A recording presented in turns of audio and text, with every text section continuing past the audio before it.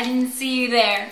I was just sitting by the fireplace, pretending to be in the middle of reading, for cinematic effect, the fictional book MockingJay by best-selling author Suzanne Collins.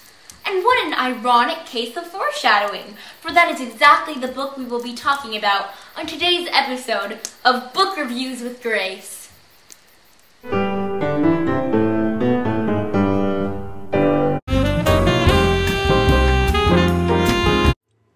This story takes place at least 100 years in the future, 75 years after a major war has taken place in that future, and somewhere in North America in a place called Penam. After being rescued by the rebels, Katniss becomes the Mockingjay, the symbol of rebelling against the capital. Along with her team, Katniss helps lead the rebels in war against the capital, to take power and stop the evil annual Hunger Games from happening. The main protagonist, Katniss Everdeen, is a hard, survivalist, lethal, and protective of her family type of girl. She is selfless for her family, but comes across rather cold to the rest of the world. She reminds me of a more extreme and depressed Bella from Twilight, without the lovey-dovey side of her. She is about 17 years old, but her other two boyfriends, but friends who are boys. Peter Malak is one of the protagonists. He is gentle, kind, but when threatened, vicious and strong. He's bold, selfless, persuasive, wise beyond his years, and protective, and a good liar. And may I mention, Josh Hutcherson will be playing him in the upcoming movie Hunger Games. And that's gonna be a good deal, isn't it, chaps, eh?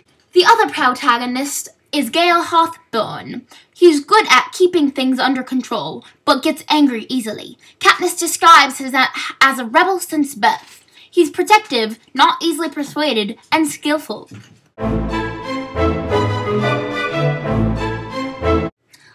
Conflict. Happens to the best of us, right? The main conflict in this is districts against capital, or in the Englishy term, society versus society. The districts want to rebel from their strict ruling capital, avoiding further Hunger Games, and a huge war takes place. The other conflict is man versus self, Katniss versus herself, so to speak. She constantly beats herself up, tortures really, and has to decide, does she kill others for her own survival? She has a hard time finding herself in all the lies she has been told. She faces a lot of hard, life-threatening choices along the way.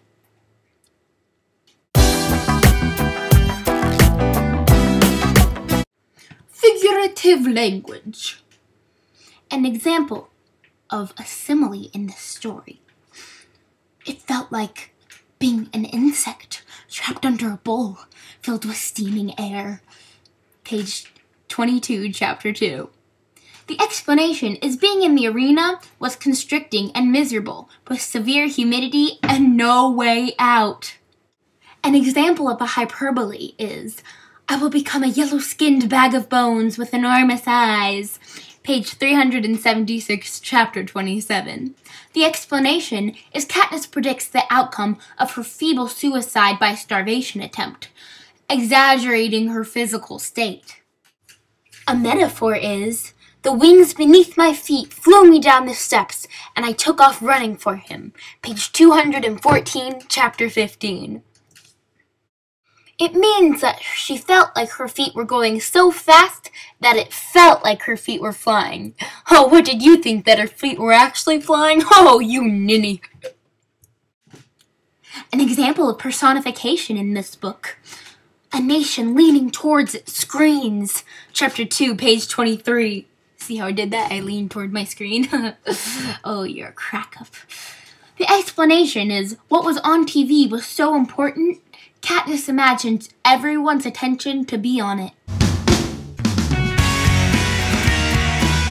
The theme of this book is physical hardships, loyalty in extreme situations, revenge, oppression, starvation, and poverty, but most of all, overcoming and dealing with extreme hardships. Because of all that Katniss goes through, overcoming hardships is a big thing for her. Because, it's kind of like she doesn't get a break. And it's hard, so she has to overcome them.